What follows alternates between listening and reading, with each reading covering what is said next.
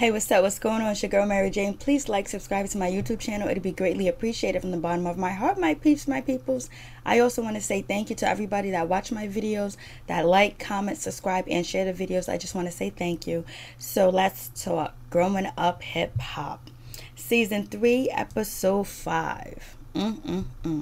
We start off with Angela, Darian, and Vanessa. They're still, trying to mend their wounds. Darian is very upset. She just feels like, Angela hasn't been there for her. And now all of a sudden that Angela is ready to be there for her, that she doesn't feel like she wants to accept her apology or move forward right now because she's in her feelings. And Angela just can't understand, like, why? I'm here. I came here early. I apologize. I told you that I'm sorry. Can we move forward? Can we leave the past in the past and move forward? And it's not happening. And Vanessa is feeling like, whoa, ambush. She's feeling like she thought that Darian was there to open up with Vanessa and to actually start to build a relationship, but it didn't happen. Angela leaves in tears, and Darian is just like, I'm not ready to accept her apology. I'm not ready to move forward with her, and I don't care right now at this point because I've been trying for 8 years, reaching out to her, trying to please her, and she didn't give two craps about me, so why should I care now? So Angela is just like, I did the best that I can do, and all I could do is tell her how I feel and want to move forward. If that's not going to happen, then it's not going to happen. But Angela feels like we're sisters and we don't supposed to be strangers. But it seems like right now that Angela and Darian have been strangers, and maybe because, Angela just had a new baby, that she wants to mend that relationship with her sister, and she's ready now to be more open and to care for her sister more than she did in the past.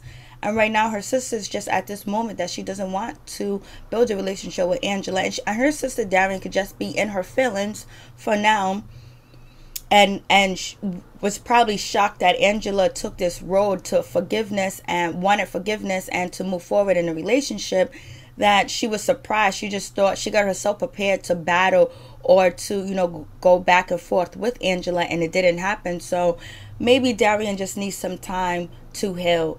But in my opinion, Angela, just keep reaching out to your sister, show up to her house, go visit her wherever she lives at, and bring the baby. Babies are always a good thing for peace. Bringing babies around is a good thing for peace, for her to see her nephew and see what happens from that. But just don't let what Darian says deter you from building a relationship with your sister. Just keep trying, and that way that not only once I try, but I'm going to continue to keep trying, because I am the adult. I am a mother now, and I want my son to know his aunt. So, but we also realize that Vanessa and Angela are hanging out more. They go to the spa, and they talk about the situation with Darian and how, maybe something can happen with that relationship, but they just talk about it. And then also, Vanessa brings up, we got to get ready for your wedding. And Angela's like, well, I don't really want to talk about that. And Angela was like, wedding? What wedding? And so Angela right now, she wants to do it at her own time, her own pace, and she's not feeling comfortable enough to tell her sister what's actually really going on between her relationship with her baby's father and her fiance. So, Angela is probably having doubts and doesn't want to tell the world that she doesn't want to get married to him because of the way that she was brought up in a house with a pastor, or Reverend Ron.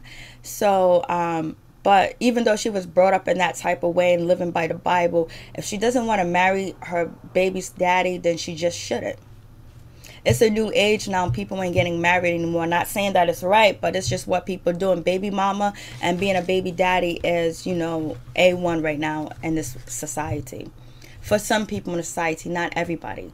And we'll see what happens. So Boogie gets called by his father, Damon Dash, to come over to sign some papers for the weed business. Oh my God, what a good business. And so the attorney comes. Damon Dash was like, I really don't like attorneys, but sometimes they are necessary. So Damon Dash is not putting anything in his name. He's putting it in his children's name.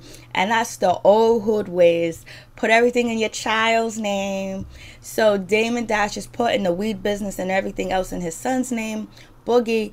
And the lawyer comes and wants to do fingerprints on Boogie. to make sure he has no criminal record, so he can get licensed as a grower, distributor, and I think Las Vegas, I believe. So but Boogie is feeling very nervous about the situation because he has that DUI that he has not told anybody about. So he's nervous and he's feeling like, damn, you know, I feel like, Boogie, this is the moment to tell your father, to tell the lawyer, say, hey, listen, you know, I have to pay my lawyer on Monday, and probably the charges are going to be dismissed. So would that come up while you're doing the background check or not? Or Boogie could have Googled it and to find out if that would be on his record if he hasn't went to court yet for the situation. But Boogie does not. Boogie just nods his head, signs the paper. The lawyer says, is there anything you want to tell me about any, you know, criminal stuff or something I should know? And Boogie keeps his mouth closed. I think he should have told, you know, the lawyer and his father, because it could be a waste of time right now and a waste of money that, you know, Damon Dash has to pay this lawyer, because, you know, the lawyer came to Damon Dash's house with paperwork and things like that, and they charge you by the hour, by the second, by the minute. So this can all be a no-go if this information about the DUI is on Boogie record and he's not able to get certified as to be a grower or a distributor of marijuana. So he actually could be wasting a lot of money and time. So what lets me to believe that if everything is in Boogie's name and Damon Dash doesn't really put anything in his name, why don't Boogie have $5,000? Like, I don't believe Boogie don't have five racks in around. Boogie could go pawn something for 5 racks. If he can go get grills with TT, he got 5 racks. I know he got 5 racks somewhere. But anyways, let's just go with the flow. And so anyways, we get to little Romeo. Little Romeo's having a little party on his balcony, his deck or whatever he has, that's looking at that overseas Los Angeles or LA. It looks beautiful. I mean, these kids are living lavishly, especially little Romeo. So Romeo, he gets a text, and it's from none other than Kendrick, because Kendrick, when he got jumped and beat up, you know what I mean? He didn't get really like beat down, I guess. I don't know. The ambulance came. I don't know who they took. They had to take Kendrick. So he had a necklace on, a gold necklace, and the necklace disappeared. And, you know, so he wants his necklace back, and it's worth 14 grand. And he was like, you know, this is in the text. He was just telling, you know, Romeo to, hey, listen, I hadn't grown up with a silver spoon or a gold spoon in my mouth. I got to work hard for the money. Hard for the money.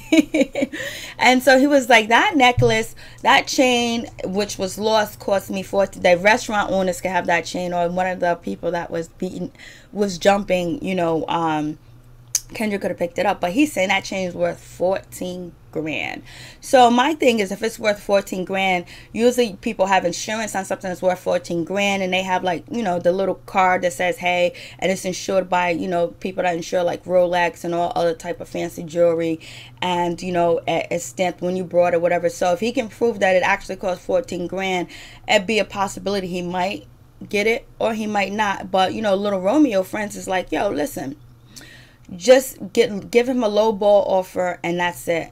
And so, you know, Romeo's feeling like shit, because he's feeling like, hey, I was trying to mend my relationship with Kendrick, but now this dude want to sue me. Like, so he was really about the money. So is little one right that Kendrick only wanted to get close to little Romeo for money? Or could Kendrick really be hurt that he got jumped by somebody that's in Romeo's family and Romeo's boys or security?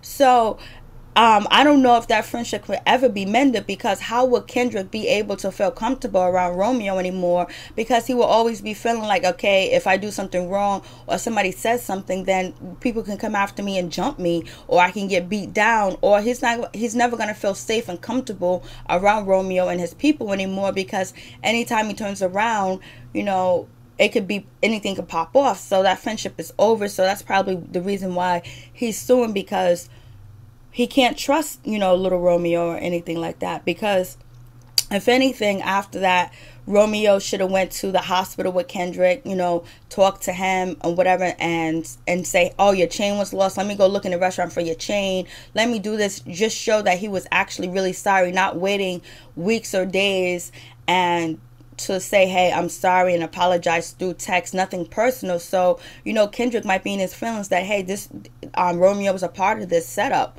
or I was set up and Romeo doesn't care because it was his family member that did it. And plus, you know, Kendrick can feel like he's on the outside looking in. So I'm not going to be comfortable be around anybody that I got jumped with and then talking about we chilling. Forgiveness is one thing, but being safe and being comfortable, that's not going to happen. So basically now Romeo feels like Kendrick was all about the money, but Romeo could be right and could be wrong, but you know, it is what it is. So we get to Chris and Nia. She talked to Pep about, you know, Pep's book. And, you know, this book came out like mad long ago. I thought this book was a new book. I read half of this book and I thought it was a brand new book or whatever, but it's not. It's the same book, because Egypt was like, this book's been out for years, so it's actually the book that I did read, half of it. And so I don't understand why Pep doesn't have Egypt read the book. Like, why would I would be feeling like, whoa, like everybody in America that wants to buy the book can buy the book and read it and know the situation, and Egypt doesn't know. So I don't know if this is just a storyline, a plot line to make it more interesting, because usually you sit down with your kids first, and or anybody that you're writing a book about, and you tell them, you know, what's going on, so they can have an understanding. Because there's websites, like I read the book, the half of the book was posted all over different websites and everything, and I'm surprised Egypt didn't read it. It doesn't make sense. So anyways, Pep just says that she's not ready for her daughter to know that type of information, because she might be hurt when she hears about the stories that she says about Egypt's father, which is probably more better if you sit down and you talk to her about it, and also have Egypt talk to Tretch about it and then read the book. That, to me, that sounds more logical to do. But hey, that is Pep's daughter. And so then also, you know, Egypt has spoke to Pep to let her know to talk to Chris and Nia, or Chris, about, you know, the situation with Adonis, because the rumors are getting heavy. And so that's why Pep meets up with Chris and talks to her and tell her, like, hey, listen, I'm hearing about these rumors about you and Adonis. And then Chris and Nia is like, no, that's not happening, that's not going on. Me and Adonis are not doing anything. Everything is cool, kosher. You know, I've been knowing Adonis since I was 19 years old. We're really good friends. You know, he's also my business partner, my producer, and also a good friend of mine. And so Pat was like, so what about the wife or whatever? And he was like, oh, the wife knows about me. We're friends. We're cool, but they're not really cool, because I believe she said she only met the wife once. And then on top of that, she also only seen him once, and she doesn't go to that house for Thanksgiving because they live in Atlanta. So, you know, it seems like, you know, the wife is on the outs, because if they was friends for 19 years, you know, it would be so much easier. I think it would be like nothing for Chris and Nia to just be chilling with the wife and build a friendship with her as well, especially when rumors like this come up, especially when rumors like this are on a TV show like on WeTV, Growing Up Hip Hop. So, but maybe the wife has enough trust and she doesn't have jealousy issues, and Adonis reassures her that he's not doing anything. So that could be the issue, because everybody don't have jealous and crazy partners. You know, everybody's not insecure in their relationship, which most time on these reality TV shows, they make a lot of people seem insecure and jealous and, you know, all that good stuff. So anyways, Pep says, since the wife ain't mad, the wife ain't bothering, she don't have any concerns, so move forward. It's all good. So it is all good. But it still sounds like kind of sketchy that she doesn't have a more closer relationship with the wife, when, you know, that's his other half, and plus she's been friends with, you know, Adonis for 16 years or 19 years. So Boogie is getting ready to throw a party, because he needs to get that $5,000, which I believe he already has. So he calls Bree up, and he was like, Bree, you coming to my party? Bree is like, only if Angela ain't there. Then Boogie throws shit, and Boogie is like, well, you know, Angela don't be going nowhere. So there's, and then that's when Bree goes, that's another thing. So there we go with that situation. So then we get TT, the hairdresser, and Egypt, and they're talking about the situation after speed dating, how Bree went at Chrisania and was talking about, you know, she was effing Adonis, and it went and just backfired. And then on top of that, Daisy said that she doesn't want anything to do with Brianna, be in the same room with Brianna, because, you know, Brianna played her like nobody's business. And so, you know, Titsy was like, I end up building a bond and a friendship with someone that fucking hates everybody. So we'll see how that goes. And it's crazy. So, and then after that, you know, Brianna shows up to Boogie's party. Everybody's at Boogie's party chilling. Adonis shows up with Christina. People still giving them the side eye like they got something going on. It could be, it could not be. Everybody ain't cheaters. Everybody ain't grimy.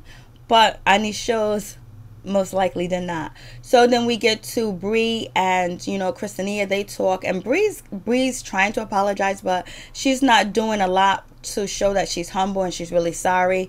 And Bree feels like she was in the right to say what she needed to say, because at least she said it to her face, not behind her back. And she was just telling her what everybody else was saying. And, you know, Christina is like, well, if I tell you I'm not doing that, we're friends, you're supposed to believe me. You're supposed to understand that, hey, once I tell you once, it is what it is. So you don't have to keep going on with it. And plus, Brianna, when Christina was leaving the speed dating, you said stop fucking old men. So you was really kind of like really wrong, and you should have just came with her and just said I'm sorry, and it won't happen again, because you was kind of grimy at that speed dating event. So moving on from that, so it don't seem like Christina and Brianna are going to be really building much more of a relationship, but we'll see.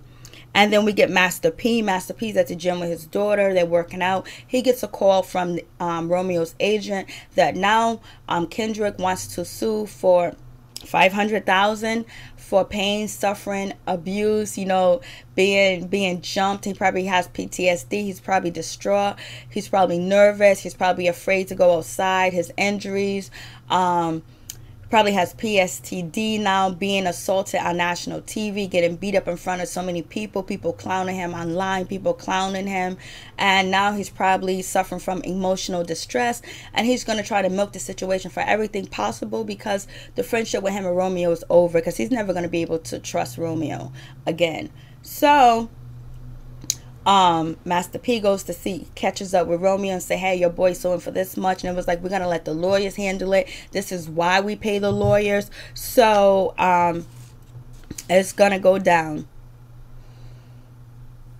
And now Romeo feels like Kendrick was just about money, but I don't believe Kendrick was just about money. It's like, hey, now he got to do, you left a door open where somebody could take advantage of a situation, and most people, not most people, but some people will take advantage of a situation. There's plenty of people that have been in fights and never sued, but once you're a celebrity, they're going to sue, especially if it's on TV and people get into their ear and you feel like you can never go trust this person again. So that's where we're at with the situation. We'll see what happens with Angela and Darian, and we'll see how, you know, Bree feels about Christina later on. You know, Bree and TT, they crack on Adonis, make fun of him, saying he looks like a parking lot attendant and he doesn't look like no Greek god. Then you also get